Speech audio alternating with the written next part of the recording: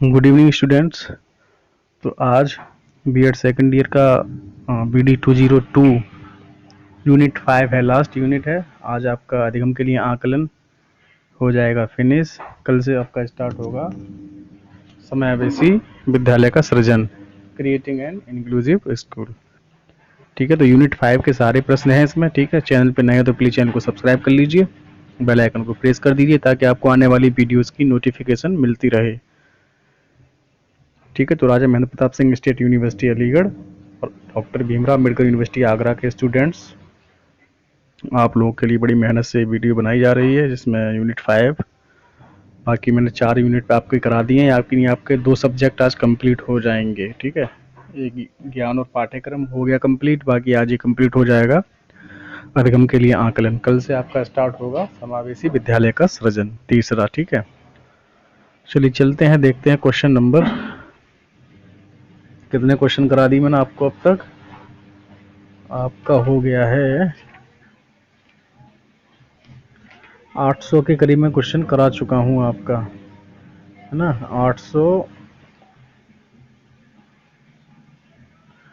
ठीक है, चैनल पर नए हो तो प्लीज़ सब्सक्राइब जरूर कर लीजिएगा। आपके 796 क्वेश्चन करीब करा चुका हूँ मैं। ठीक है, नेक्स्ट देखते हैं 797 क्वेश्चन। और जो आपका यूनिट जो 5 है उसका नाम है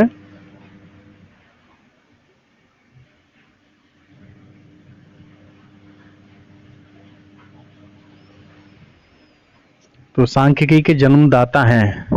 सांख्यिकी के जन्मदाता जो हैं वो हैं गाट फ्रायड। गाट फ्रायड। सांख्यिकी शब्द की उत्पत्ति हुई है तो इटालियन भाषा के स्टेटिस्टा से और लेटिन शब्द स्टेटस से। ठीक है, तो दोनों ही आपके सही हो जाएंगे, आ और बा दोनों सही हैं। स्टेट स्टे क्या है? स्टेटिस्टिक्स। अच्छा, statistics is a science of estimates and probabilities, यह कथन है बोडिंगटन का। सांख्यिकी गणनाओं का विज्ञान है, यह कथन है बाउले का कथन है ये। सांख्यिकी का कार्य नहीं है, तो सांख्यिकी का कार्य नहीं है अंक गणित में अच्छे नंबर दिलाना, ये सांख्यिकी का कार्य नहीं है। सांख्यिकी प्रश्नों के संग्रह, उनके विश्लेषण तथा निष्कर्ष निकालने का विज्ञान है, यह कथन है केंडाल का। नेक्स्ट क्वेश्चन है आपका, परीक्षण एवं अनुसंधान द्वारा प्राप्त सामग्री को बांटा गया है गुणात्मक और गणनात्मक दोनों में। सांख्यिकी की कौन सी सीमा नहीं मानी जाती है? तो सांख्यिकी पूर्णतः शुद्ध होती है, सांख्यिकी समस्या समाधान प्रस्तुत करती है, सांख्यिकी केवल समूह का अध्ययन है, तो इनमें से कोई नहीं होगा। ठीक है, सांख्यिकी का प्रमुख कार्य है निष्कर्षों की सहायता एवं शुद्धता की जांच करना। पैराडाइज लिंगेड नामक पुस्तक के लेखक हैं जॉन मिल्टन, और पैराडाइज लॉस्ट के भी यही हैं। प्राप्त निष्कर्ष सर्वाधिक विश्वसनीय होते हैं समांतर माध्य के आधार पर। यह कथन किसका है? सांख्यिकी अनुसंधान एक उपकरण है जिसका संबंध आंकिक तथ्यों के संग्रह एवं व्याख्या की विधियों से है। राइट आंसर हो जाएगा टाटे। किसने कहा है? सांख्यिकी का अर्थ मात्रात्मक सूचना से या उस विधि से है जो मात्रात्मक सूचना से संबंधित है।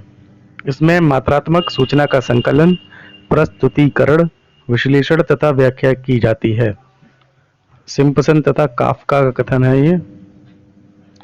फिर से कथन है, आंकड़े तथ्यों का समूह है जिसमें बहुत सीमा तक कारणों का प्रभाव होता है।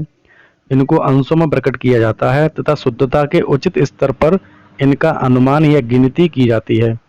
इन्हें एक नियमित विधि से पूर्व निश्चित लक्ष्य के लिए इकट्ठा किया जाता है और दूसरे के संबंध अनुसार रखा जाता है। तो ये कथन है हॉरेस सैकरिस्ट का।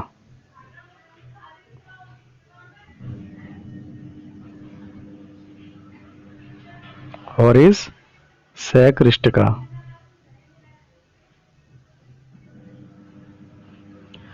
किसके अनुसार सांख्यिकी अनुमानों तथा संभावनाओं का विज्ञान है? किसके अनुसार? तो बोर्डिंगटन के अनुसार, बोर्डिंगटन के अनुसार। किसका कथन है सांख्यिकी गणित की वह शाखा है जिसका संबंध अंकों की गणना से है? तो ये कहा है गिलफोर्ड ने। अब नेक्स्ट कथन है आपका, सांख्यिकी वह विज्ञान है जो किन्हीं घटनाओं की व्याख्या, विवरण तथा तुलना के लिए आंकिक तथ्यों का संकलन, वर्गीकरण तथा सारणीयन का कार्य करता है। ये कथन है लाविट का। किसके अनुसार गणना अथवा अनुमानों के संग्रह से विश्लेषण प्राप्त परिणामों से सामूहिक, प्राकृतिक अथवा सामाजिक घटनाओं पर निर्णय लेने की विधि को सांख्यिकी विज्ञान कहते हैं? राइट आंसर हो जाएगा किंग। किसका कथन है ये? सांख्यिकी वह कला और विज्ञान है जो किसी निर्धारित क्षेत्र में अनेक तथ्यों का एकत्रीकरण एवं संयोजन करती है ताकि इनका आंकिक संबंध स्पष्ट रूप से स्थापित किया जा सके और इन्हें अकस्मात होने वाले तथ्यों से मुक्त किया जा सके। कथन है इंग्लिश का। सांख्यिकी के प्रकार हैं प्राचल सांख्यिकी, अप्राचल सांख्यिकी दोनों। इस प्रकार की सांख्यिकी में जिस प्रकार के आंकड़ों का विश्लेषण किया जाता है वे आंकड़े प्रतिदर्श और सामान्य वितरण से संबंधित होते हैं। तो प्राचल सांख्यिकी में किसे विवरण मुक्त सांख्यिकी कहा जाता है? तो अपराचल सांख्यिकी को। प्राचल सांख्यिकी के उदाहरण हैं टी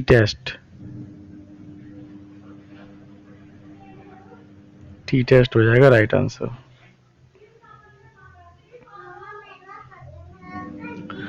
अपराचल सांख्यिकी के उदाहरण हैं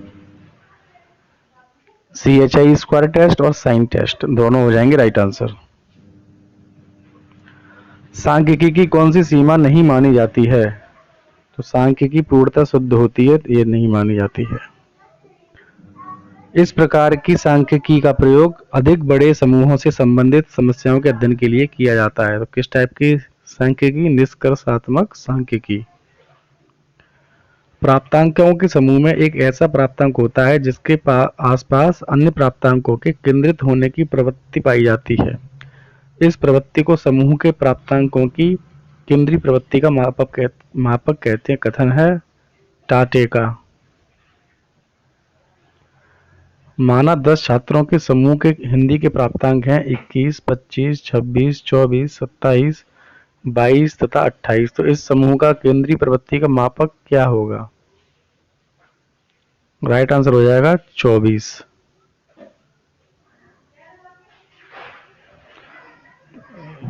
एक 2 3 4 5 6 7, हाँ ठीक है, बीच वाला हो जाएगा।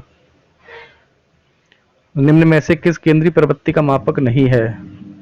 मानक विचलन। इसमें क्या किया है? इस वाले क्वेश्चन में 3 इधर से हटा दिए हैं और 3 ही इधर से हटा दिए, तो बीच वाला रह गया 24। ठीक है, तो ये केंद्रीय प्रवृत्ति का मापक है। ठीक है, 24।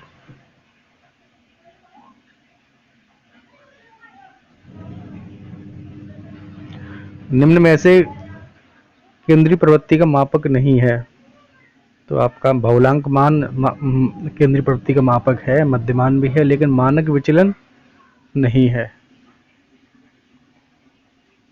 केंद्रीय प्रवृत्ति का कौन सा मापक नहीं है?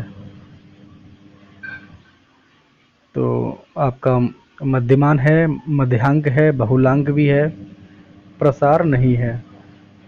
मध्यमान का सूत्र है, मध्यमान निकालने का सूत्र है m बराबर, याद कर लीजिए इसे, m बराबर सिग्मा fx बटा n। सूक्ष्म विधि से मध्यमान ज्ञात करने का सूत्र है, ऑप्शन हो जाएगा आपका राइट, m बराबर am प्लस सिग्मा fd बटा n गुणा xi।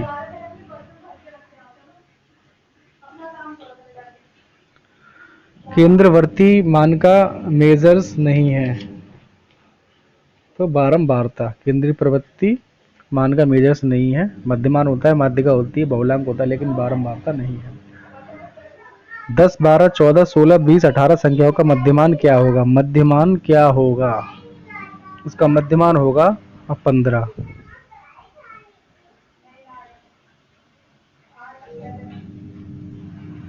मध्यमान 15 कैसे होगा?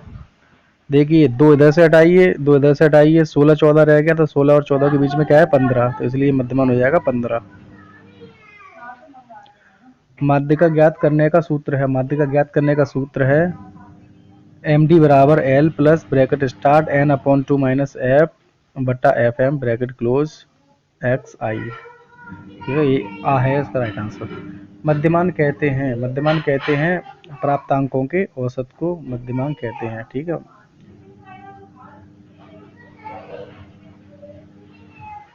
अगर 10, 12, 22, 26, 36, 42, 52, 8, 60, 70, 80, 90, 90 बट्टा, ठीक है, ऐसे भी निकाल सकते हैं इसको। जैसे इसको अगर काउंट करेंगे तो 90 आएगा। ठीक है, 90 आएगा। 1 2 3 4 5 6 6 है ये। ठीक है, 6 एकन 6। ठीक, कितना बचा? 3 6 पंजे 30। ठीक है, 15 ऐसे भी आएगा ये। ठीक है, औसत निकाल के भी कर सकते हैं मध्यमान।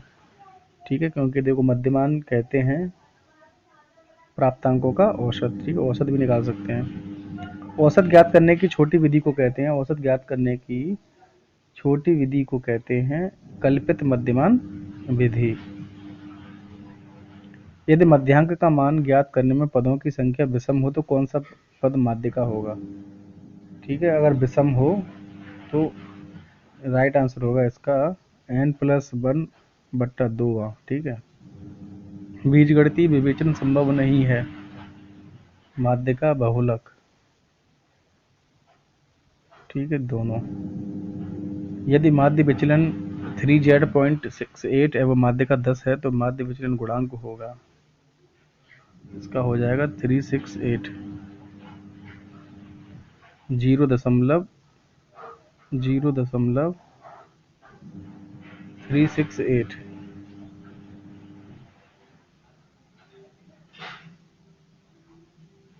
सभी पदों से 5 गुणा करने पर बहुलक होगा, सभी पदों को 5 से गुणा करने पर बहुलक होगा, 5 गुना बढ़ जाएगा। सांख्यिकी में f किसका प्रतीक है? जो f होता है ये प्रतीक है आवृत्ति का।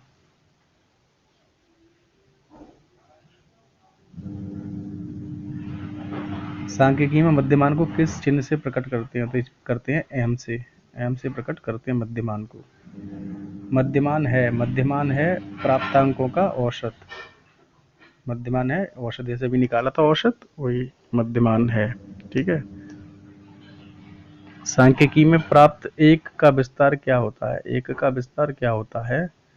0.5 से 1.5।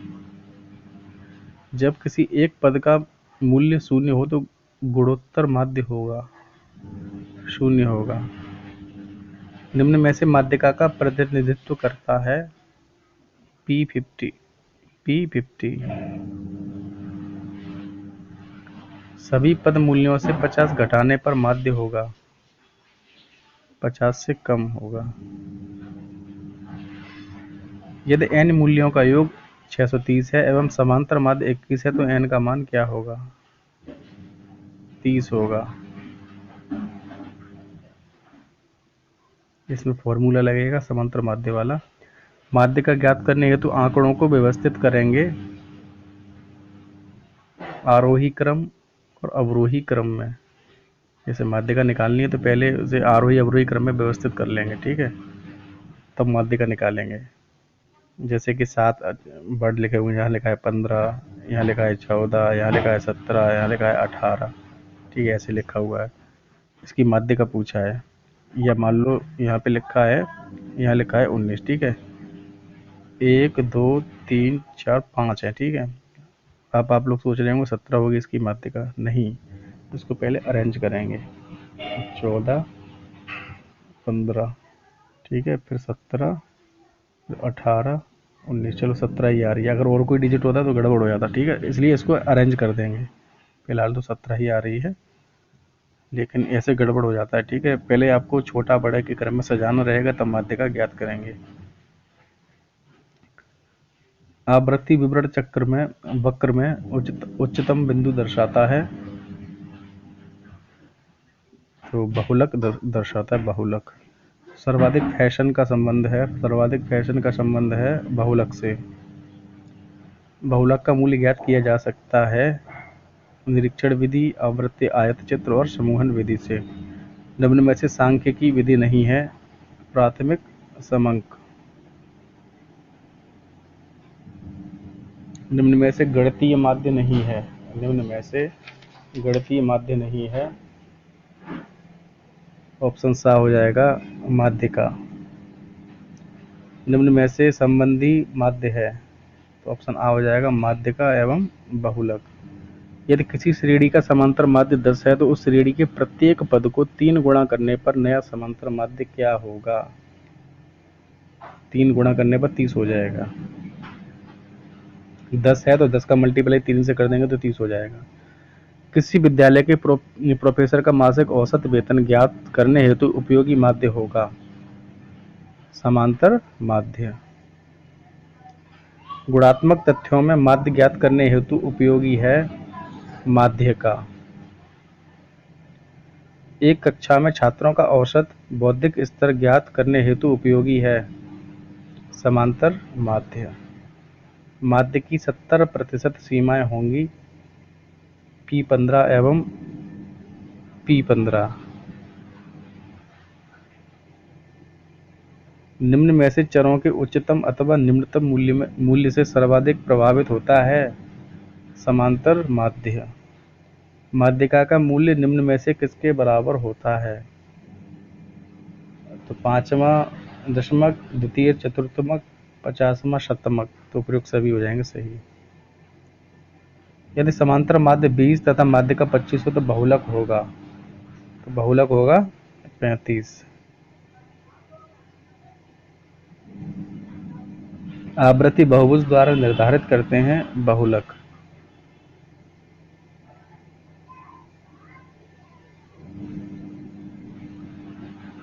देखिए, अगर समांतर माध्य माध्यिका माध्यमान आपको आता होगा तो ये क्वेश्चन आपको इजी लगेंगे, नहीं आता है तो बहुत टफ लगेंगे क्वेश्चन। ये 3 से 4 क्वेश्चन आते हैं, अगर नहीं आता है तो इसको स्किप भी कर सकते हैं। 75 क्वेश्चन आएंगे, उसमें से 3-4 क्वेश्चन इसी में से होंगे, तो इनको स्किप भी कर सकते हैं आप।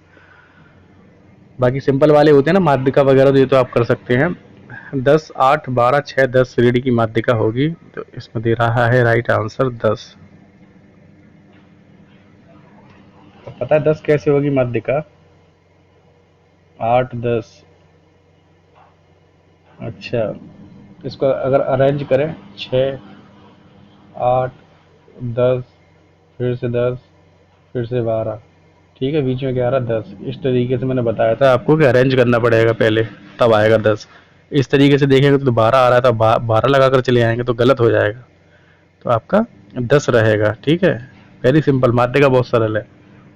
निम्न श्रेणी का माध्य 10 हो तो x का मान क्या होगा? माध्य अगर 10 हो तो x का मान क्या होगा? ठीक है, तो इसका राइट आंसर हो जाएगा 10।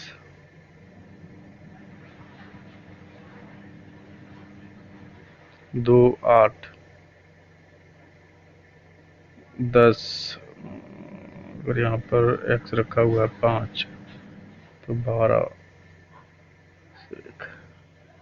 पता नहीं भाई, सूत्र वूत्र लगेंगे इसमें तो। वर्गमूल का प्रयोग किसमें होता है? गुणोत्तर माध्य में। मैथ वाले स्टूडेंट के लिए तो सही है ये। प्राथमिक समंक होते हैं मौलिक। मैं सिर्फ आंसर बता रहा हूँ भाई। मूल्यों या वर्गों और उनकी आवृत्तियों के क्रमबद्ध विन्यास को कहते हैं आवृत्ति बंटन। जब इकाइयों का निश्चित माप संभव न हो तो उन्हें वर्ग सीमाओं में प्रकट किया जाता है, तो सतत श्रेणी। ग्राफीय विधि से ज्ञात किया जा सकता है, तो ग्राफीय विधि से माध्यिका एवं बहुलक ज्ञात किए जा सकते हैं। सांख्यिकी का बहुवचन रूप में संबंध है। सांख्यिकी का मतलब बहुवचन रूप से संबंध क्या है? आंकड़ों से। सांख्यिकी सांख्यिकी की उचित व्याख्या है सांख्यिकी का संबंध आंकड़ों के संकलन, संगठन, प्रस्तुतिकरण, विश्लेषण और निर्वचन से है। सांख्यिकी के जन्मदाता कहे जाते हैं, तो अभी बताया था फ्राइड, बताया था ना, फ्राइड हैं, फ्राइड अभिनवाल, फ्रायड अभिनवाल।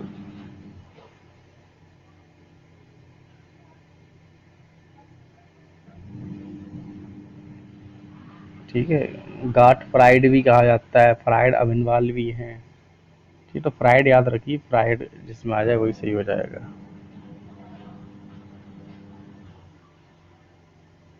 एक वचन रूप में सांख्यिकी का आशय है, एक वचन रूप में सांख्यिकी का आशय है सांख्यिकीय विधियों से।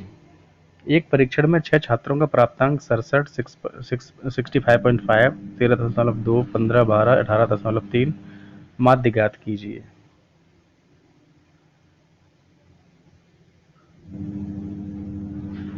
माध्य ज्ञात कीजिए, तो इसका राइट आंसर हो जाएगा आपका 31.83।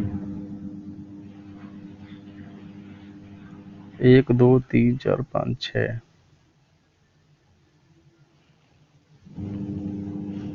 वही है, इसको जोड़ के बट्टे में फिर उसका 6 से डिवाइड करके ऐसे आ जाएगा। ठीक है, सॉल्व कर लीजिए। हिंदी की परीक्षा में 5 छात्रों ने क्रमशः 50, 20, 15, 16 एवं 17 अंक प्राप्त किए। इनका मध्यमान क्या होगा?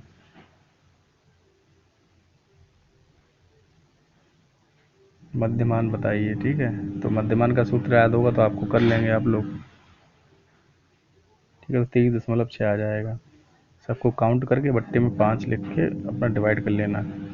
70, मान लीजिए कितना है, 50, 20, 70, 80, 85, 85 और 6 91, 91, 101, 101, 108, 118, 118 और बट्टे में कर दो 5, 5 दूना की 10, बचा 1, 5 दिया 15, फिर पॉइंट, फिर 15 के बाद 3 बचा तो 5 छक्का 30, ऐसे करके काट लेना। ठीक है, ऐसे होगा।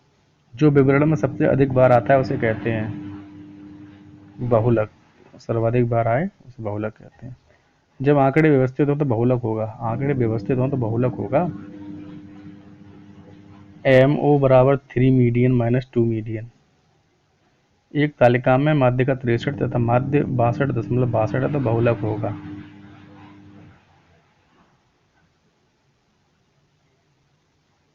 तो बहुलक होगा 63.8। माध्य विचलन ज्ञात करने हेतु श्रेणी माध्य है माध्यिका। एक कारखाने में श्रमिकों की औसत मजदूरी ज्ञात करने हेतु उपयुक्त माध्य होगा समांतर माध्य। यदि कुछ प्राप्तांकों का मध्यमान 26 तथा मध्यांक 25 हो तो उसका बहुलांक होगा 23 होगा उसका बहुलांक। अब ये कैसे निकलेगा? देखो, सूत्र दिया हुआ है, बहुलांक बराबर 3 गुणा मध्यांक। तो मध्यांक किधर है? मध्यांक 25 है, तो अगर यहाँ 25 रखेंगे, अब 25 का गुणा करेंगे 3 से तो ये हो जाएगा 75।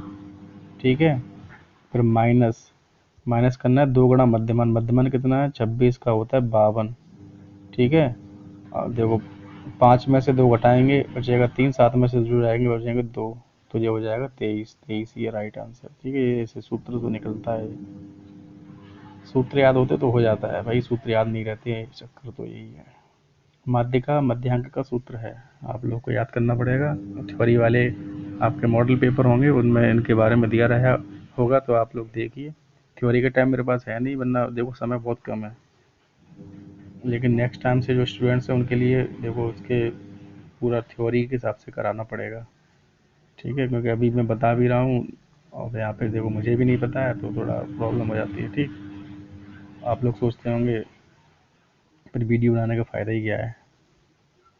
ठीक है, तो मैं केवल आपको राइट आंसर बता रहा हूँ, बाकी आप लोग थ्योरी पढ़ ही रहे होंगे और सूत्र वगैरह आपको याद होंगे तो आप कर लेंगे, वरना आप स्किप कर सकते हैं, एग्जाम में कोई ज़रूरी नहीं है, 3-4 क्वेश्चन आते हैं।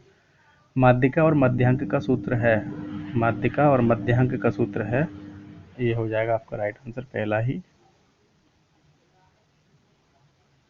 सबसे अधिक संवेदनशील सांख्यिकी है मध्यमान। 100, 200, 300, 400, 500 का समांतर माध्य होगा। ठीक है, अरेंज है पूरा। ठीक है, अब बीच वाला होता है समांतर माध्य में, माध्यिका होती है तो अरेंज करना पड़ता है। समांतर माध्य में बीच वाला ही है तो 300 हो जाएगा, राइट। 5, 6, 7, 8, 9 अधोलिखित प्राप्तांकों का मध्यमान है, तो ये 7 हो जाएगा मध्यमान। ठीक है, समस्त प्राप्तांकों का प्रतिनिधित्व करने वाला वह प्राप्तांक जो समस्त प्राप्तांकों के योग को उनकी कुल संख्या से भाग देने पर प्राप्त होता है उसे कहते हैं मध्यमान। ठीक है, यानी कि समस्त प्राप्तांक जैसे कि नंबर्स हैं काफ़ी सारे, 2, 4, 6, 8, 10 या 5, 10, 15, 20 या 23, 24, 25, 26, 52, 53, 55 जो भी है, तो समस्त प्राप्तांकों का पहले योग कर लो। ठीक है, फिर उनकी संख्या से भाग दे दो, यानी कि 11, 12, 13 और 14 ये है। ठीक है, तो ये गिन लो, 11, 12, 12, 12, 24, 23, 23, 26, 36 और 40, 50, 50 हो गए। बट्टे में कितने, 1, 2, 3, 4 हैं, 4 कर दो, 4 1 4, बचा 2। ठीक है, ये क्या मैंने नीचे क्या लिखा है, हाँ 4 है ना ये, 4 1 4, बचा 2, 4 पंजे 20, ऐसे करके निकाल सकते हैं। ये वही बताने का कथन ये वही कहता है। ठीक है, संक्षिप्त विधि द्वारा माध्य ज्ञात करने का सूत्र है, संक्षिप्त विधि द्वारा माध्य ज्ञात करने का सूत्र है, तो ये ऑप्शन हो जाएगा इसका बी। ये देखिए सूत्र देख लीजिए, जब प्राप्तांकों का विवरण सामान्य न हो तब कौन सा केंद्रवर्ती मान निकाला जाता है, तो मध्यांक मान निकाला जाता है। जिसके ऊपर एवं नीचे बराबर बराबर 50% प्राप्तांक रहते हैं उसे कहते हैं माध्यिका। जिसकी पुनरावृत्ति वितरण सबसे अधिक हो, अर्थात जो अंक वितरण में सबसे अधिक बार आया हो उसे कहेंगे बहुलांक। बहुल अंक। कुछ छात्रों के प्राप्तांक हैं, देखिए 20, 21, 22, 23, 24, 25 छात्रों की संख्या है 1, 2, 5, 7, 4, 3। इनका समांतर माध्य होगा, तो इनका समांतर माध्य होगा 22/83।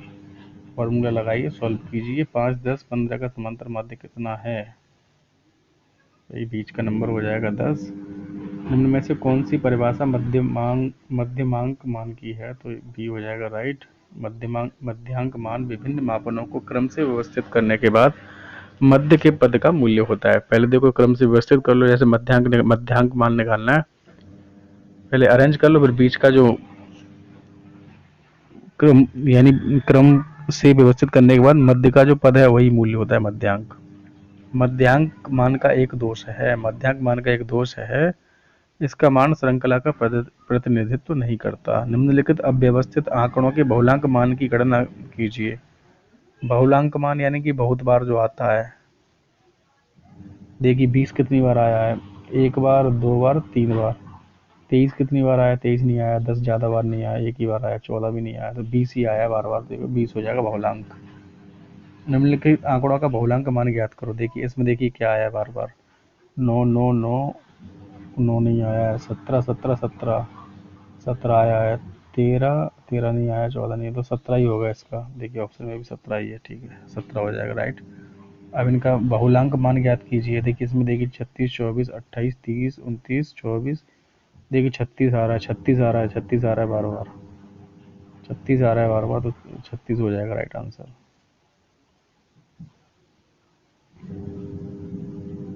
बहुलांक बहुत सिंपल है, माध्य का भी सरल है, समांतर मध्यांक भी सिंपल है। व्यवस्थित आंकड़ों का बहुलांक ज्ञात करने का सूत्र है, तो ये है सूत्र, देख लीजिए। मध्यांक किसे कहते हैं, मध्यांक कहते हैं प्राप्तांकों का औसत, औसत को मध्यांक कहते हैं। मानक विचलन होता है, मानक विचलन माप है विचलन का कथन है। ये वितरण के गणितीय मध्यमान से विचलनों के वर्गों के मध्यमान के वर्गमूल को मानक विचलन कहते हैं। किसका कथन है, तो ये कथन है रसेल का। किसने कहा है, प्रसारण का वर्गमूल वर्ग विचलन का मध्यमान मूल या मानक विचलन कहलाता है। राइट आंसर हो जाएगा भाकर। वास्तविक प्राप्तांकों के अधिकतम प्राप्तांक हाईएस्ट स्कोर और न्यूनतम प्राप्तांक यानी हाईएस्ट स्कोर और लोएस्ट स्कोर के बीच के अंतर को कहा जाता है प्रसार क्षेत्र। शिक्षा में आवृत्ति विवरण का महत्व है। कक्षा के छात्रों की किसी विषय में सामान्य योग्यता का स्पष्ट ज्ञान करता है। टेली चिन्ह निम्नलिखित में से किस प्रकार लिखे जाते हैं? टेली चिन्ह लिखे जाते हैं, देखिए ये इस टाइप से, ऐसे डंडे हैं, ऐसे करके इधर को ये लगा हुआ है, तो ये टेली चिन्ह है। यदि सिग्मा डी स्क्वायर बराबर 28 n बराबर 6 तो प्रमाणिक विचलन है, तो ऑप्शन हो जाएगा राइट इसका आ हो जाएगा राइट।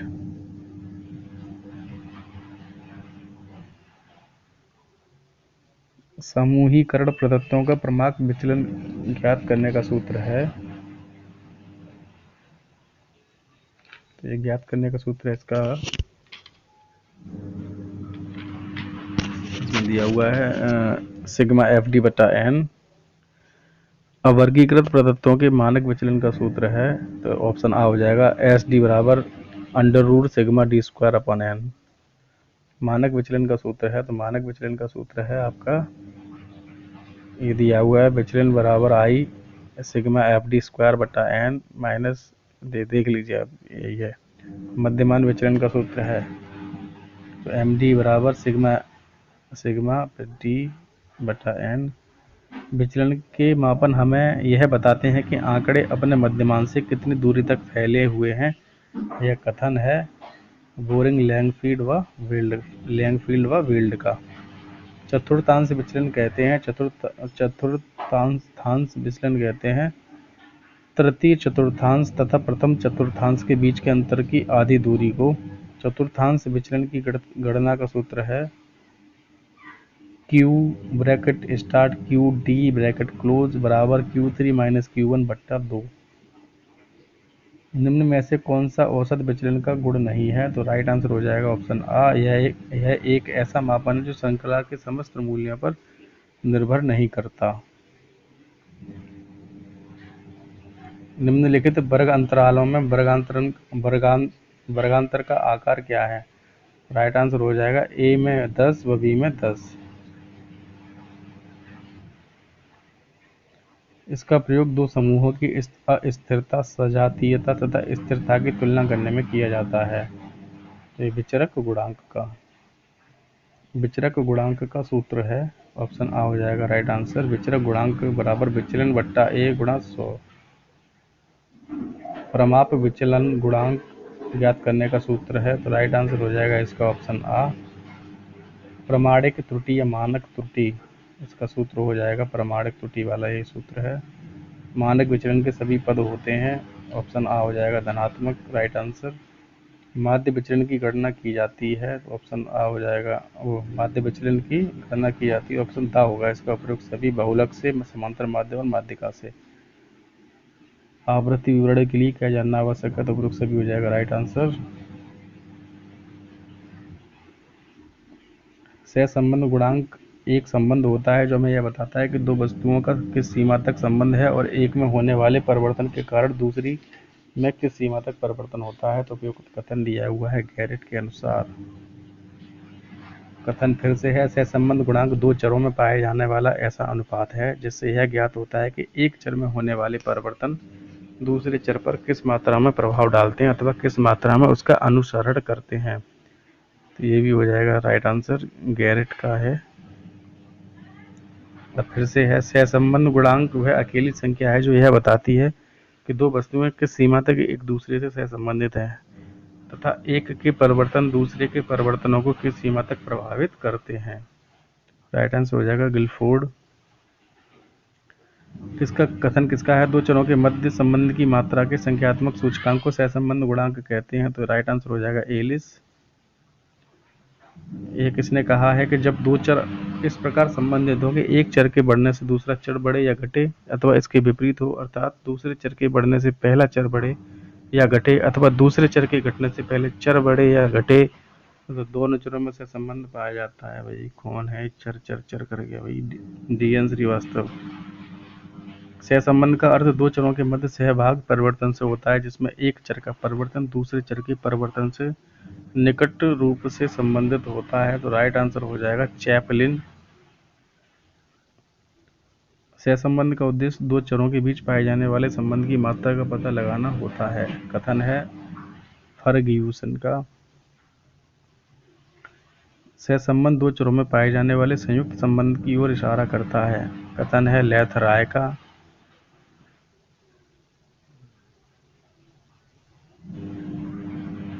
सहसंबंध गुणांक का विस्तार होता है -1 से +10 तक। सहसंबंध गुणांक का अधिकतम मान हो सकता है +1। यदि सहसंबंध गुणांक का मान +0.90 है तो हम उसे कहेंगे उच्च श्रेणी धनात्मक सहसंबंध। यदि सहसंबंध गुणांक का मान +0.81 हो तो हम उसे कहेंगे उच्च श्रेणी प्लस सहसंबंध। वर्ग क्रमांतर विधि से सहसंबंध ज्ञात करने का सूत्र है, ये सूत्र है जब एक चल राशि के बढ़ने पर दूसरी चल राशि में घटाव शुरू हो जाए तथा एक चल राशि में घटाव शुरू होने पर दूसरी चल राशि में बढ़ाव शुरू हो जाए तो इस प्रकार के सहसंबंध को कहा जाएगा ऋणात्मक सहसंबंध। यदि सहसंबंध गुणांक का मान 0.00 प्लस 0.20 है तो हम कहेंगे नगण्य सहसंबंध। जब n स्मॉलर देन 30 होता है तथा आंकड़े कोटि में हो या उन्हें कोटि में बदलना संभव हो तो ऐसे प्रतिदर्श का संबंध ज्ञात करते हैं स्पीयरमैन कोटि अंतर सहसंबंध के द्वारा। स्पीयरमैन कोटि अंतर सहसंबंध का सूत्र है, तो ये सूत्र है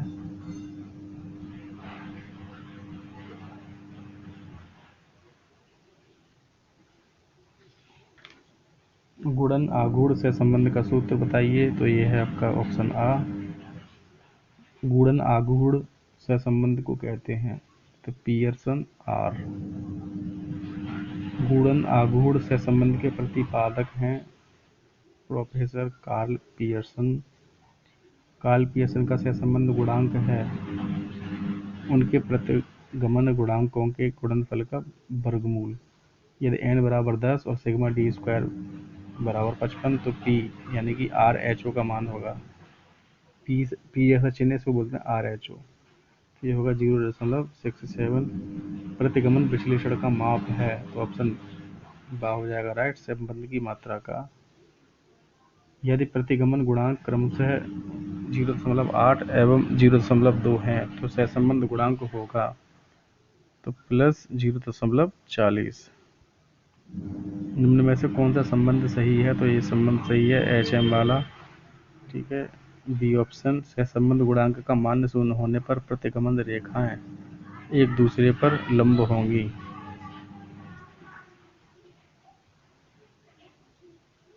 यदि x एवं y चरों में सहसंबंध गुणांक 0.74 है तो यह होगा मध्य सहसंबंध प्लस। कार्ल पियर्सन के विषमता गुणांक की अधिकतम सीमाएं होती हैं +1। निम्न में से सही माध्यिका नहीं है तो P50 बराबर माध्यिका, ये सही नहीं है। सहसंबंध के संदर्भ में निम्न में से कौन सा कथन सत्य है, तो ये 1 और 2 दोनों ही सही हैं, ये दोनों सही हैं। सहसंबंध के सिद्धांत के उपयोग हैं तो ऑप्शन दा उपरोक्त सभी सही हो जाएंगे, देख लीजिए आप लोग।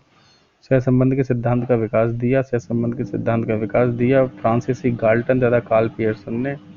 किन्हीं दो चरों के मध्य सहसंबंध पाए जाने का कारण है तो उपयुक्त सभी कारण हैं। जब बाह्य कारकों से प्रभावित दो चरों के बीच सहसंबंध को ज्ञात करने के लिए उन पर पड़ने वाले तीसरे कारक के प्रभाव को सहसंबंध में शामिल नहीं किया जाता तो इसे कहा जाता है आंशिक सहसंबंध। चरों के मध्य परिवर्तन की दिशा के आधार पर सहसंबंध है उपर्युक्त दोनों, ऋणात्मक धनात्मक दोनों।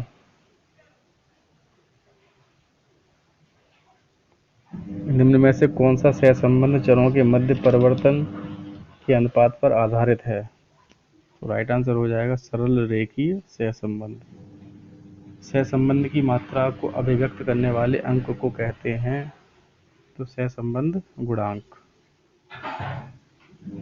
इसमें से सत्य कथन पहचानना है, तो पहला ही सत्य कथन है ये वाला, ठीक है, सही है। देख लीजिए, सहसंबंध ज्ञात करने की प्रमुख विधियां हैं। तो विक्षेप चित्र और काल पीयर्सन का सहसंबंध गुणांक उपयुक्त दोनों हो जाएंगे, राइट।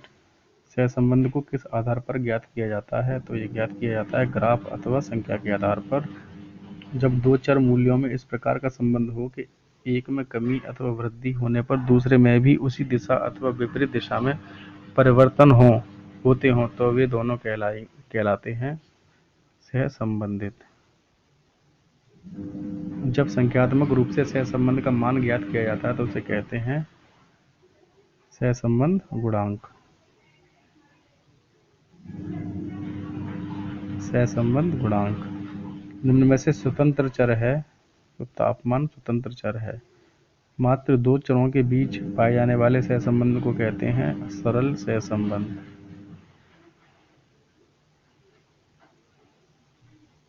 जब दो अथवा दो से अधिक स्वतंत्र चरों एवं एक आश्रित चर के बीच सहसंबंध ज्ञात किया जाता है तो उसे कहते हैं बहुचरित सहसंबंध। जब दोनों चरों में परिवर्तन का अनुपात एक समान होता है तो उसे कहते हैं सरल रेखीय संबंध। सहसंबंध का पूर्णतः अभाव है जीरो। प्रदत्तों में ग्राफीय प्रस्तुतीकरण के संबंध में कौन सा कथन गलत है, तो बारंबारताएं जीरो एक्स अक्ष पर दिखाते हैं। निम्न में से कौन सा प्राप्तांक इंगित करते हैं कि वास्तविक मूल प्राप्तांक किसी वितरण के मध्यमान से कितने मानक विचलन एसडी विचलित होते हैं। जेड प्राप्तांक। जेड प्राप्तांक को ये भी कहा जाता है, क्या कहा जाता है, सिग्मा प्राप्तांक और रेड्यूस्ड स्कोर। जेड प्राप्तांक के विन्यास का मध्यमान सदैव होगा शून्य होगा। जेड प्राप्तांक के सिग्मा का मूल्य सदैव होगा 1.00। ये कथन दिया हुआ है, कथन पढ़ लीजिए। ये कथन दिया गया है हेंडरसन के द्वारा, इतना बड़ा बड़ा कथन है, ठीक है। किसने कहा कि व्यवहारिक उद्देश्यों के लिए बहुधा उपयोगी होता है कि परीक्षण प्राप्तांकों को जेड प्राप्तांकों में परिवर्धित कर व्यक्त करें, तो ये नुनले हो जाएगा, नुनले। जेड प्राप्तांक करने का सूत्र क्या है,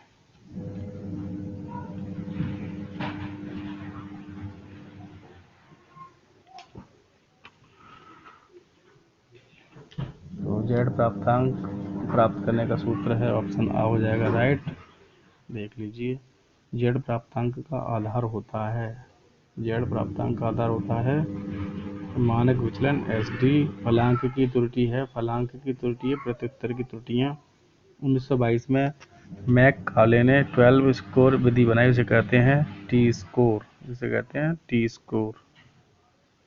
टी अंक का सूत्र है, टी बराबर 50 plus 10 X minus M upon sigma type से, क्या है ये। अब रिक्त स्थान में आपका जैसे दिया हुआ है, जिसकी मापनी पर मध्यमान 50 तथा मानक विचलन 10 होता है, यानी कि प्राप्तांक वे प्रतिमान सामान्यीकृत प्राप्तांक हैं जिनका मापनी पर मध्यमान 50 तथा मानक विचलन 10 होता है, तो राइट आंसर हो जाएगा टी प्राप्तांक। ये प्राप्तांक सामान्यतः संभावना वक्र के आधार पर 100 इकाइयों की मापनी पर होता है। टी प्राप्तांक। मूल प्राप्तांकों को स्टेन प्राप्तांकों में सर्वप्रथम किसने बदला, कैटिल ने बदला। ये वे प्रतिमान सामान्यीकृत प्राप्तांक हैं जिनका मध्यमान 5.5 तथा मानक विचलन 2 होता है, तो राइट आंसर हो जाएगा स्टेन प्राप्तांक। स्टेनाइन प्राप्तांक का प्रसार होता है 1 से 9 तक।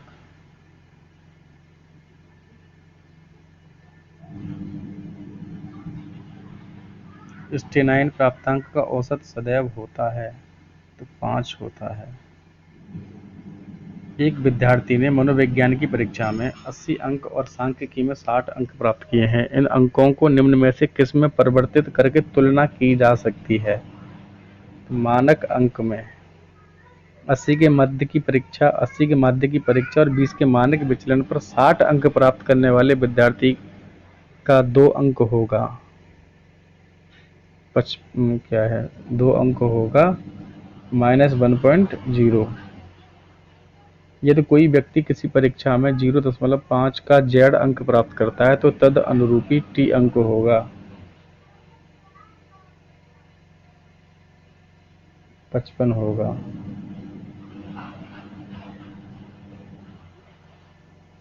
-1.5 के जेड प्राप्तांक का टी प्राप्तांक में रूपांतर होगा तो ये 35 होगा।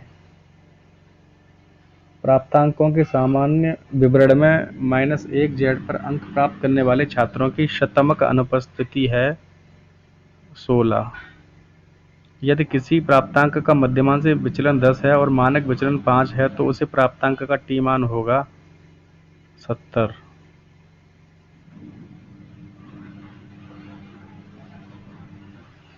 इसने कहा कि मानक छात्रों के किसी परिभाषित समूह के द्वारा परीक्षण पर प्राप्त निष्पादन स्तर हैं।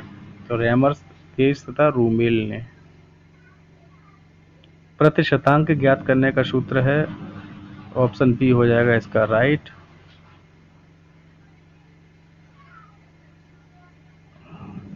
मानक प्राप्तांक का मानक तथ्य है तो ऑप्शन था हो जाएगा इसका राइट। इसमें मानक विचलन तथा माध्य दोनों ही निश्चित होते हैं। संचयी प्रतिशत निकालने की विधि है तो वही विधि है ये CUM/FN × 100। वह रेखाचित्र जिसमें संचयी आवृत्तियों को प्रदर्शित किया जाता है वह कहलाता संचयी आवृत्ति वक्र। आवृत्ति विवरण को चित्र द्वारा प्रस्तुत करने की कौन सी विधि नहीं है तो ऑप्शन सा हो जाएगा आपका राइट आंसर, वक्राकार ग्राफ विधि। NSSO का पूरा नाम है केंद्रीय क्या बोलते हैं तुम्हारा राष्ट्रीय प्रतिदर्श सर्वेक्षण संगठन। सा है, ठीक है, सा ये वाला सही है। ये वाला दोबारा से लगा देता हूँ, ठीक है, ये वाला राष्ट्रीय प्रतिदर्श सर्वेक्षण संगठन। सांख्यिकी की प्रकृति है तो ये विज्ञान कला दोनों है। सांख्यिकी का कार्य तो उपयुक्त सभी कार्य हैं भाई, ठीक है। कल मिलते हैं भाई, सर दर्द हो गया इसमें तो, ठीक है। ये खत्म होता है सब्जेक्ट आपका, कल से स्टार्ट करेंगे समावेशी विद्यालय का सृजन, ठीक है। चैनल को सब्सक्राइब कर लीजिए, नहीं हो तो प्लीज़ बेल आइकन को प्रेस कर दीजिए ताकि आपको आने वाली वीडियो मिलती रहे। धन्यवाद।